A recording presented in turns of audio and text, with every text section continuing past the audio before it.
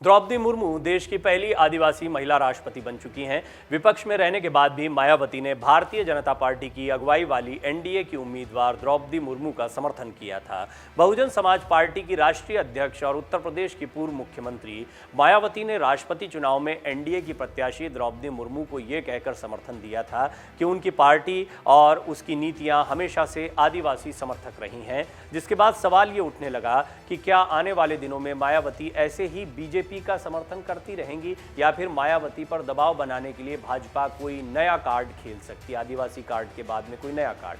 कहा तो ये भी जा रहा है कि मायावती उपराष्ट्रपति चुनाव में भी एनडीए के उम्मीदवार जगदीप धनखड़ का समर्थन कर सकती है। हालांकि अभी ये तय नहीं हुआ है, लेकिन सिर्फ कयासों की बात है और ऐसा माना जा रहा है कि इससे बहुत स्पष्ट होगा कि उनका रुझान और रुख क्या है। कम से कम वो ऐसे उम्मीदवार के साथ तो नहीं जाएंगी जहां पर समाजवादी पार्टी जा रही है। वो समाजवादी पार्टी के साथ कोई भी नज़दीकी नहीं दिखाना चाहती हैं।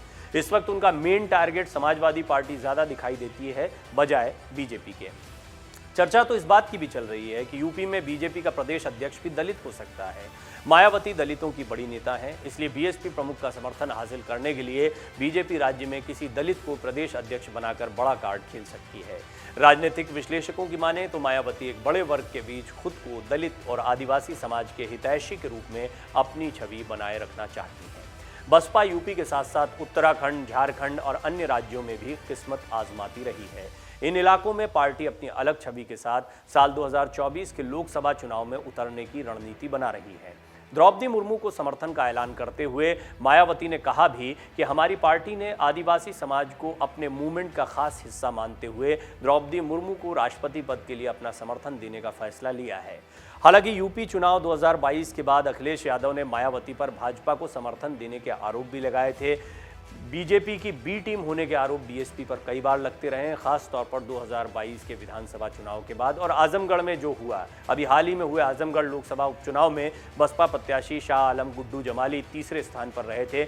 जमाली के लड़ने से सपा को हार का सामना करना पड़ा था। बसपा तो नहीं जीती, लेकिन सपा बुरी तरह हार गई। बसपा के एक नेता ने कहा कि जमाली एक स्थानीय नेता हैं और लोगों से जुड़े हुए हैं, उन्हें मुसलमानों और दलितों के वोट मिले, लेकिन हार गए क्योंकि सबसे पिछड़ी जातियों ने उन्हें वोट नहीं दिया और ये वोट बीजेपी को गए। अगर एमबीसी और दलित एक साथ आ जाते हैं तो किंग मेकर के रूप में उभर सकते हैं। राजभर ने भी ये प्रस्ताव दिया है कि वो बीएसपी के साथ में जा सकते हैं, तो इस पर कोई आधिकारिक रूप से टिप्पणी नहीं की है। ओम प्रकाश राजभर एक बड़ा नाम है। ओम प्रकाश राजभर दलित राजनीति के लिए भी जाने जाते हैं और वो भी मायावती की ताकत को बढ़ा सकते हैं। समाजवादी पार्टी के बाद में उनके लिए वहाँ के दरवाजे कितने खुले रहते हैं तो कहना मुश्किल है, लेकिन अभी मायावती को ऐसे एक चेहरे की ज़रूरत है। बहुत मुमकिन लग रहा है कि मायावती के साथ अगर ओम प्रकाश राजभर जाते हैं तो वो दलित राजनीति और मजबूत होगी। सबसे पहले हम आपको बताते हैं कि उत्तर प्रदेश में आदिवासियों की जनसंख्या कितनी है और राजनीतिक दल अब इन पर क्यों अपना फोकस कर रहे हैं। देश में आदिवासी 8% हैं, जो कुल आबादी के 10 करोड़ से अधिक हैं। ऐसे में समीकरण बीजेपी को भविष्य में सियासी तौर पर लाभ दिला सकता है। 2011 की जनगणना के अनुसार देश के सबसे बड़े राज्य उत्तर प्रदेश में आदिवासियों की जनसंख्या 1,07,963 है, जो कुल आबादी का करीब 1% है। उत्तर प्रदेश में 35.3% आदिवासी भूमिहीन और हाथ का श्रम करने वाले हैं। सरकारी, अर्ध सरकारी और निजी क्षेत्र की नौकरियों में केवल 8% हैं। 81.35% आदिवासी ऐसे हैं जिनकी मासिक आय 5,000 रुपये से कम है। इनमें गरीबी की रेखा के नीचे का प्रतिशत 44.78 है, जिनकी मासिक आय मात्र 816 रुपये है। आदिवासियों के 79% घर परिवार अतिवंचित श्रेणी के हैं। उत्तर प्रदेश तो वैसे ही दलित उत्पीड़न में काफ़ी आगे रहा है। किसी समय उत्तर प्रदेश में मायावती की बहुत मजबूत सरकार भी थी, तो वहीं अब भाजपा यूपी में अपनी प्रदेश अध्यक्ष किसी दलित को बनाकर एक बड़ा कार्ड खेल सकती है, जिससे 2024 के लोकसभा चुनाव में उन्हें दलित वोटों का अच्छा खासा समीकरण मिल सके, दलित वोटों को अपनी तरफ आकर्षित कर पाएं। प्रदेश का अगला बीजेपी अध्यक्ष कौन होगा, इसको लेकर अटकलों का बाजार गर्म है। माना जा रहा है कि जो इन हालातों में यूपी बीजेपी की कमान संभालेगा, पार्टी 2024 के लोकसभा चुनाव में उसी के नेतृत्व में चुनाव में उतरेगी। आइए अब आपको बताते हैं आदिवासी सीटों के लिए बीजेपी इतनी फिक्रमंद क्यों रही है। गुजरात, छत्तीसगढ़, मध्य प्रदेश, राजस्थान में आदिवासी वोटर निर्णायक भूमिका में हैं। गुजरात में इसी साल मध्य प्रदेश, छत्तीसगढ़ और राजस्थान में 2023 में चुनाव होने हैं। इस तरह से 4 राज्यों में 128 विधानसभा सीटें आदिवासी समाज के लिए आरक्षित हैं। इन 4 राज्यों के आदिवासी सीटों के नतीजों को देखें तो बीजेपी का प्रदर्शन अच्छा नहीं रहा, जबकि कांग्रेस बड़ी संख्या में इन सीटों पर अपना कब्जा जमा चुकी थी। ऐसे में बीजेपी आदिवासी वोटों को लेकर गंभीर है और द्रौपदी मुर्मू का राष्ट्रपति के तौर पर आना भी इसी कड़ी में एक प्रयास था। गुजरात से लेकर मध्य प्रदेश, छत्तीसगढ़ पर भी बीजेपी की नज़र है। सिर्फ उत्तर प्रदेश की राजनीति की बात नहीं है। गुजरात में करीब 15% आदिवासी वोट हैं, जिनके लिए 27 सीटें आरक्षित हैं। सूबे में बीजेपी भले ही लंबे समय से सत्ता पर काबिज हो, लेकिन आदिवासियों को साधने में अभी सफल नहीं रही है। आदिवासी बहुल सीटों के नतीजों को देखें तो बीजेपी 2012 में 11 और 2017 में 9 सीटें ही जीत पाई थी। कांग्रेस का ये मजबूत वोट बैंक माना जाता है गुजरात में, लेकिन बीजेपी उसे साधने की कवायद में जुटी है। मध्य प्रदेश में आदिवासी मतदाता किंग मेकर माने जाते हैं। 2018 में बीजेपी की सत्ता से विदाई में आदिवासी समुदाय की अहम भूमिका रही। मध्य प्रदेश में कुल 47 सीटें आदिवासी समुदाय के लिए आरक्षित हैं। 2018 के चुनाव में 31 सीटें कांग्रेस को मिली, जबकि 16 सीटें बीजेपी को और 1 सीट पर निर्दलीय को जीत मिली। ये बीजेपी के लिए सियासी तौर पर बड़ा झटका रहा।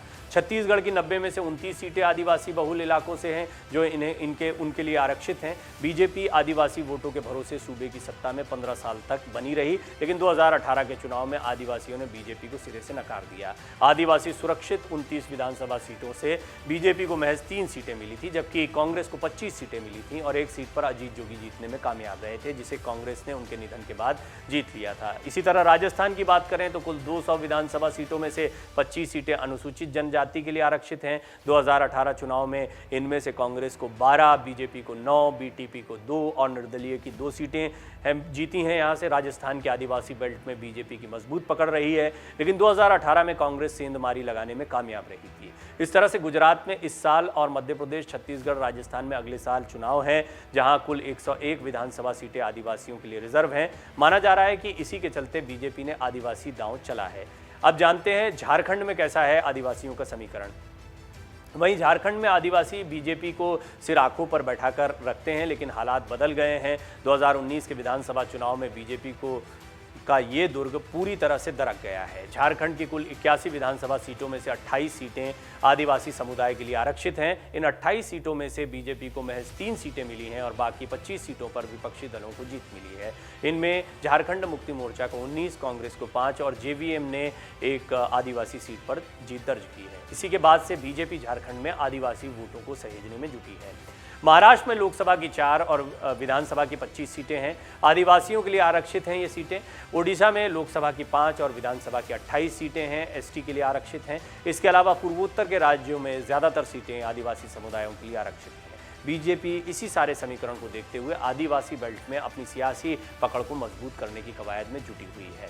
आदिवासी वोटर्स को साधने के लिए बीते साल 15 नवंबर 2021 को पीएम मोदी ने भोपाल में जनजातीय सम्मेलन को भी संबोधित किया था।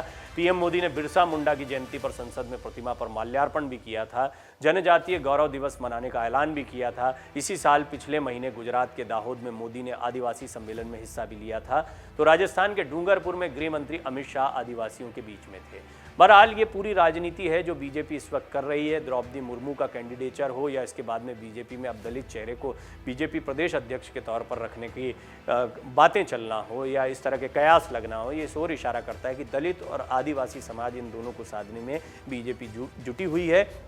और ये मायावती के लिए एक बड़ी चुनौती हो सकती है। लेकिन क्या मायावती उपराष्ट्रपति चुनाव के जरिए कोई संकेत देती हैं? क्या मायावती समाजवादी पार्टी को नुकसान पहुंचाती रहेंगी?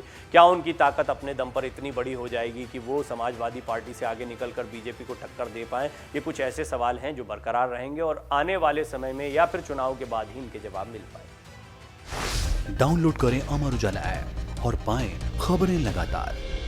अगर आप ये वीडियो YouTube पर देख रहे हैं तो हमारे चैनल को सब्सक्राइब करें और बेल आइकन को दबाना ना भूलें। अगर आप Facebook पर ये वीडियो देख रहे हैं तो हमारे पेज को लाइक करें।